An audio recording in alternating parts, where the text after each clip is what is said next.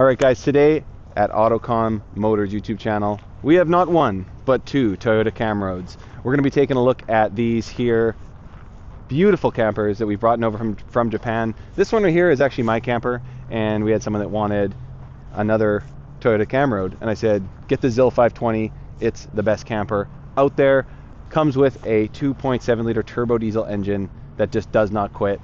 Only 103,000 kilometers on this model here, and the cool thing is it's a 4x4. So let's jump into the video and check it out.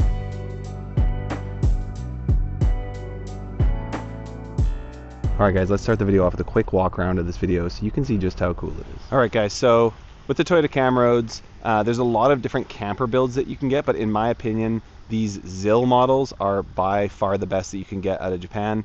You'll see a lot of price variance in these campers because of how well these are made versus a lot of some of the other ones on the market. You get this fiberglass shell that, as far as we've seen with our campers, has not leaked at all. Even though these vehicles are 20 years old, they're just built a lot better than a lot of the stuff you see here in America and Canada. Let's do a little walk around of the vehicle. Okay, I love the lights on the back of this thing. Come over here. Some nice decals. We've got ourselves an awning that comes out here. And we've got the ZIL 520 up there. Got the cab over bed, of course. This thing actually can sleep 6 to 7 people, depending on how big the people are, obviously. So if you mom and dad with a few kids, you can fit everybody in here. It's got seat belts for 6 people. It's got 3 beds inside of an 18-foot vehicle. So I'll show you all that in a second.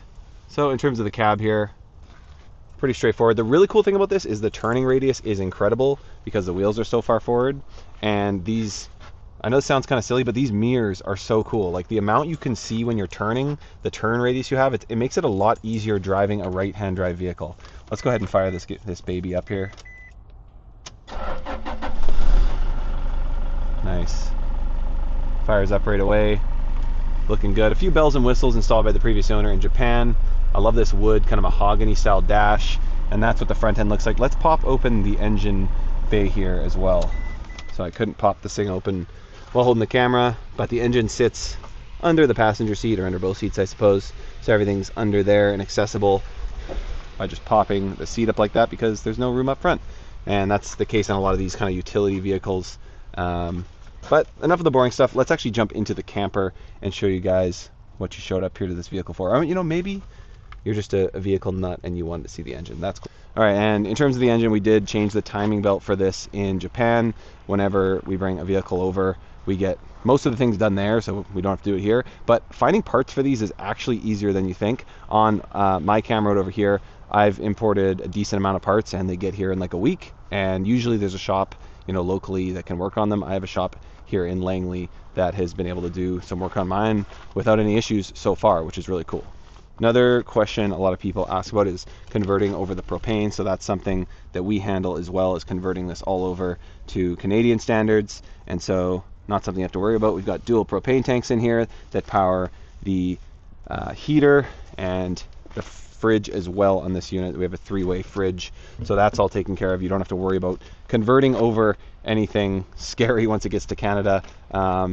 Honestly, not as hard as you think to convert these over. All right guys, and in terms of storage, tons of storage on this thing. We've got access to under the bunk beds here, so you could fit a ton in there, and 3 access doors for that as well, so you could access it from the side.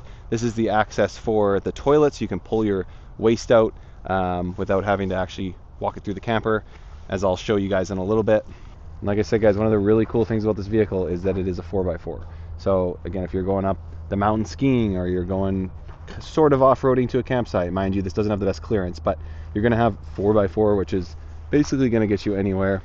All right, and now let's take a look inside this baby here. Open it up. We've got this nice little step here. Got the beautifully upholstered seats, and the table is actually just sitting right there right now. Just for filming this video, I took it out of here. There's a table that sits right here. We've got these beautiful cupboards.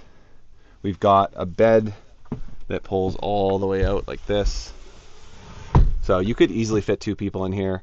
You can put the cushions down. I just love, like, the care that is taken in a Japanese vehicle is just unmatched compared to anything in Canada and the US, in my opinion, as I said. Growing up, my family and I would go camping in a big trailer. I'm not going to name the brand, but it just felt cheap. A lot of the stuff just felt like it was going to fall apart, and you can just tell on a lot of this Japanese stuff that it's built to last. Like, these cabinets are nice, they close nicely, they stay open nicely with these little hydraulics on them. Everything is just done really well. We've got more cabinets over here, we've got a microwave, and you know, let's take a look at this end of the vehicle. So coming over to the kitchen area, we've got this extra little pop-up counter here, a window, and an extra seat. This actually can become a mega bed right here, so you can actually take this whole section out and make this all into one big bed. So you've got bed number 1, bed number 2, which could probably sleep 2 adults and or 3 kids, and then you've got bunk beds in the back as well. So such a good utilization of space. We've got a microwave right here, which is pretty cool. Sink, we got hot and cold water, and then drinkable water, I believe that one is. Got our little propane stove, and then we've got the fridge. It's a pretty good sized fridge in this unit. Believe this is also a 3-way fridge. Everything you need for a fun camping trip. And then coming over here, we have even more storage. There's just storage on storage. Even back here, we've got storage there, storage for clothing, storage up top. Again, you really aren't going to run out of storage in this thing. All right, I'm moving to the bathroom here. We've got a Dometic cassette toilet, sorry, a Thetford, my bad, toilet in here. Got a shower, a total complete wet bath in here, which is pretty sweet. And then the cool thing is you can actually access the toilet from outside and pull out your waste, and so you don't have to carry it through the camper like some other campers I've been in. So that's a pretty sweet feature. Again, Japan, they just think of everything. So pretty functional toilet. You can actually flush that. It's like a pump flush one, which is pretty cool as well. All right, and I just took the table off there so you guys could see these bunk beds. I just love these bunk beds. I think they're so cool. You can pop the cushions out if you want, and this actually lifts up like this in case you wanted to store things differently for whatever reason. But all right, guys, so in the bunk beds, I'm 5'11", 5'10" 3/4 technically, and I've got a couple inches there to go. So if you're about 6'2", you could probably fit in here. I wouldn't doubt it. But again, this is just the bunk beds, so there's quite a bit of room in here considering how compact it is. Let me get out of here. Another thing in terms of space that we get asked a lot about is just how high are the ceilings here. I would say there's another 6 inches on the shortest part of the ceiling, and then in the main area, I mean, we've got probably at least 10 inches there. So I mean, a larger person could easily fit in here as well, which is pretty sweet because a lot of times things in Japan, they build them a little bit smaller, but that isn't an issue in this camper. Another one of my favorite features in any camper that I've ever been in, and I've tested a lot of them, I've tested truck campers, I've towed trailers, I really like the ability to jump back and forth between the cab and the camper itself. I don't know why, but I just feel like this is a very important feature. When you're on the road, you want to pull over quickly and just jump back here and do something. You don't have to get out of the vehicle. There's just something about that I really, really like, and I don't know why. All right, and sitting here at the table, we have seat belts here as well, so you can actually seat 4 people around the dinette with seat belts if you wanted to here. Love this big window, get a good view of everything. We've got a mosquito screen. We've got the ability to actually pop these windows open as well, which is pretty cool. You can just slide them up. I always forget how to do this. Oops, like that. And so now we've got our window like that. We can do a blackout screen built right in, which is also pretty sweet. So you have to hang up a big blackout screen just like that. And now our mosquito screen is back. Let's pop that, pop our window open. Okay, so really functional. I love these windows. They're just nice. I don't know what it is. We've got our table here as well, guys. Comfortable seats. These campers are really fun. I'm definitely obsessed with them. And so in terms of electronics here, we've got 2 12-volt batteries, RV batteries in here, and then an inverter. I don't recall what the wattage is on the inverter, but I found with mine it powers everything absolutely no problem. Able to power a laptop and all that good stuff. So pretty souped up in terms of electronics. We've also got a max air fan up here. I've just turned on some of the lights so you can see what those look like. Pretty nice. Where is the switch for these ones? Is it right here? Nope.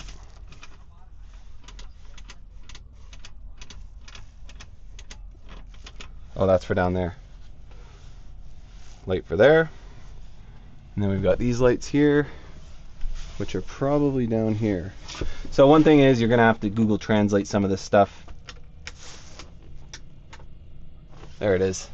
And figure out what is what, and then kind of relabel it yourself, which isn't that difficult to do. All right, lastly, in terms of functionalities and electronics, we've got the battery checker here, got a Webasto heater, diesel heater, and so, I mean, really everything you need in terms of a camper. This isn't like a primitive camper that has nothing in it. It's really got all the bells and whistles.